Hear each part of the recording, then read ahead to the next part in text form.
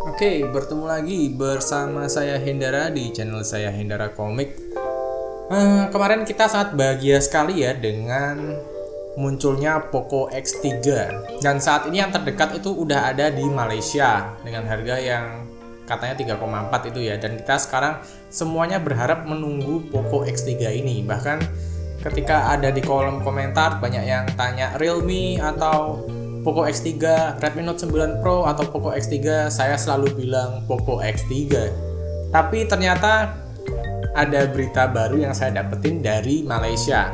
Jadi saya melihat di sebuah channel punya orang Malaysia, kan udah rilis ya di sana ya. Dan ada yang beli Poco X3 dan dia udah make selama beberapa waktu.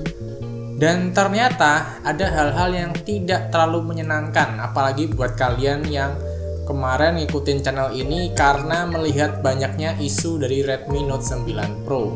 Oke ya, saya bahas langsung ke masalah yang ada di Poco X3 ini. Jadi emang Poco X3 ini secara di atas kertas, secara di iklan, secara spek yang ditulis, ini nih memang speknya gila banget. Pertama kali Snapdragon 732, bahkan lebih kenceng daripada Snapdragon 720G. Refresh rate-nya 120Hz, baterainya 5000. Speaker kanan kiri double stereo, dan masih banyak hal-hal keren yang tertulis, yang tertanam dan diberikan oleh Poco X3 ini. Dan buat kalian yang belum tahu, Poco ini kayak itu ya, brand merek sendiri. Jadi ada Xiaomi, dan Xiaomi ini punya 3 merek setahu saya ya. Dia tuh punya Mi yang kayak Mi Note 10 tuh ya, terus Redmi yang kita punya Redmi Note 9 Pro, Redmi 9, Note 9, Note 8. Terus ada Poco. Poco ini menyasar bagi orang-orang yang pingin HP spek flagship dengan harga yang super murah. Terakhir itu ada Poco F2 ya, harganya 7 jutaan dan itu bagus. Nah sekarang ada Poco X3 yang murah banget, harganya 3 jutaan, 4 jutaan, tapi speknya gila. Dan tapi hari ini saya dapat review yang kurang enak dari user di Malaysia. Jadi pertama, chipsetnya itu terasa sia-sia. Nah, di sini tuh chipsetnya 732. Itu bahkan di atasnya 720G. Handphone pertama kali memakai chipset 732G itu adalah Poco X3 gitu kan. Keren gitu. Nah, tapi usernya sendiri dia tuh merasa enggak mengalami suatu perubahan yang signifikan gitu. Buat kalian yang ingin nonton videonya, udah saya kasih linknya deskripsi, karena bahasa Malaysia rada Melayu itu campur Inggris, saya mungkin takutnya salah mentranslatekan, jadi teman-teman bisa lihat langsung, ngecek sendiri nanti ya. Terus selain itu baterainya cepat habis, dan untuk pemakaian nonstop untuk game heavy user ya, untuk bermain game itu cuma 4 jaman atau 5 jaman lah gitu.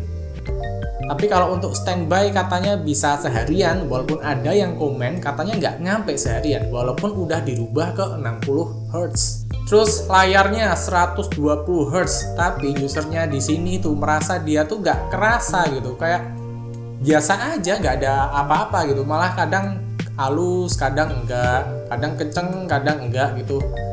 Bingung gitu. Dan ketika aku mendalami bagian komennya ya kan, saling dibahas ya, itu ternyata Poco X3 ini tuh ada adaptive refresh rate.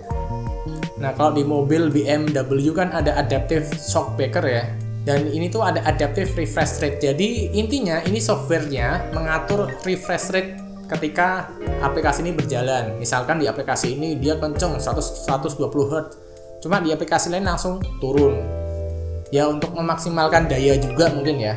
Cuma di sini yang terasa itu jadi 120-nya nggak kerasa gitu, kemana gitu. Terus salah satunya lagi adalah speakernya tuh nggak terlalu, tidak sesuai ekspektasi ya. Kan kemarin kan ceritanya speaker stereo kanan dan kiri waktu bermain game gitu. Nah aku sih kurang ngerti bagaimana mentranslatekan bahasa mereka waktu itu. Cuma yang aku tangkep kayaknya speakernya ada 2, emang bener, cuma dia tuh bergetar ketika dimainin gitu. Aku nggak tahu bagaimana experience-nya ya, soalnya kan di sini belum ada, aku juga belum pegang gitu. Terus yang dikeluhkan yang lain adalah layarnya terasa pucat, jadi warnanya tuh nggak, di layarnya tuh nggak ngejreng gitu, rasanya kayak lesu katanya seperti itu. Terus fotonya itu terasa soft, nggak tajam, padahal pakai 64 megapiksel Sony. Ada yang bilang harus pakai foto RAW, cuma saya juga nggak ngerti karena saya juga hanya sebatas pembaca ya. Dan dia tuh bilang warna-warnanya juga lesu semua foto yang dihasilin, udah layarnya lesu, terus hasil tangkapan kamera juga lesu juga fotonya. Bahkan dia ngebandingin sama Realme 7 itu, Realme 7 lebih tajam, warnanya lebih all out gitu, lebih hidup lah. Nah ini aku masih ragu nih, ini masih di MIUI 11 atau 12. Tapi kan kemarin kan itu ya, di iklannya kan MIUI 12 ya. Kalau saya nggak salah ngertiin, di MIUI 12 ini masih banyak bug. Bahkan masih ada ghost touch katanya. Ya masih belum optimal gitu. Dan ketika aku masuk ke bagian kolom komentar, orang-orang di sana juga ngomong juga sih, ini memang chipsetnya baru. Ini jadi kurang optimalisasi. Ini perlu banyak update software. Ini hanya sebatas bug. Nah, jadi ini kejadiannya hampir sama kayak seri Redmi ya. Ketika awal-awal keluar waktu kemarin Redmi Note 9 Pro, tahu sendiri kan, kameranya bisa nggak bisa kebuka, force close sendiri. Akhirnya ada update dari 11.0.30 itu baru sembuh. Nah, hal ini juga sama. Terus juga refresh rate-nya tadi juga perlu update software lagi karena adaptifnya malah merasa kurang beres ya. Dan tadi ada yang komen juga untuk Poco X3 di India kayaknya itu udah ada updatean dari softwarenya dan udah beres katanya. Tapi katanya ya, ini aku cuma sebatas pembaca ya.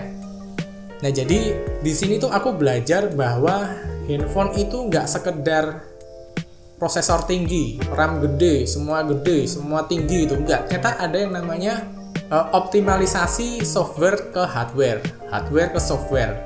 Dan di sini itu yang terasa sangat kurang sekali.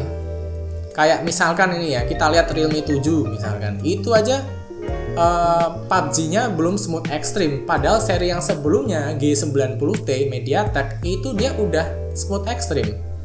Kayak juga di Snapdragon 720G ini. Ini aja belum, PUBG-nya juga masih biasa-biasa aja. Dan kalau kita lihat ke Reno 4 itu sama-sama Snapdragon 720G.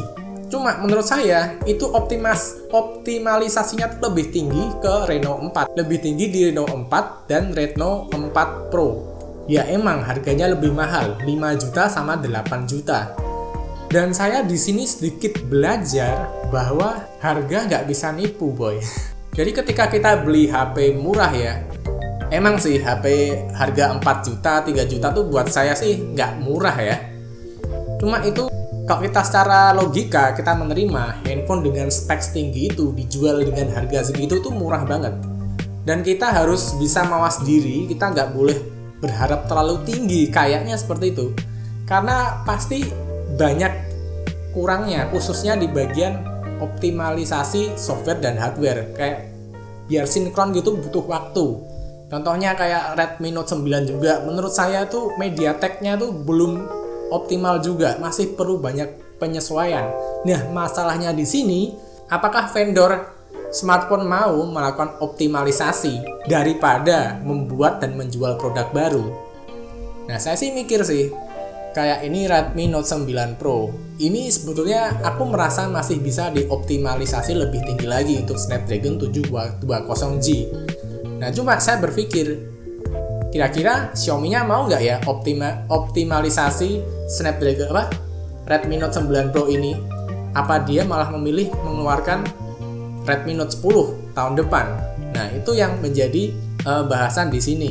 Zaman sekarang tuh kita tuh jangan langsung tergesa-gesa ketika melihat speknya tinggi yang didapat, langsung beli aja. Nah, ada satu pertanyaan lagi, udah optimal belum? Softwarenya udah matang belum? Bug-bugnya udah pada hilang belum? Seperti itu. Jadi gitu aja sih untuk yang Poco X3. Walaupun katanya masih ke TKDN, tapi kita juga belum tahu kapan Poco X3 ini rilis benar-benar di Indonesia. Cuma untuk kalian yang beli Poco X3, ketahuilah bahwa masih ada bug-bug yang baru aja saya sampaikan. Jadi kalian jangan kaget nanti kayak Redmi Note 9 Pro pada sakit hati, ini HP penyedot debu, ini HP rusak, produk gagal. Nah jangan begitu, kita harus benar-benar tahu gitu. Tapi aku malah cukup salut ya, malah kayaknya Realme 7 ini untuk optimalisasi softwarenya udah cukup bagus. Walaupun yang Snapdragon 95 ini belum masuk ke PUBG yang smooth extreme. Terus aku rasa juga Realme yang 7i ini walaupun speknya enggak terlalu buah gitu ya di kertas gitu ya. Cuma kayaknya untuk optimalisasinya ini udah lumayan banget, udah bagus banget. Tapi semua ya masih aku nggak tahu juga, karena aku juga masih menunggu review dari para usernya sendiri. Mungkin kita jangan terlalu mendewakan Poco X3 ini, soalnya kita masih ingat ada kejadian banyak masalah di Poco F1 zaman dulu banget. Dan aku takutnya ini akan terulang lagi di Poco X3 karena pertama Poco X3 murah banget, harganya cuma 3 juta, 4 juta tapi speknya gila.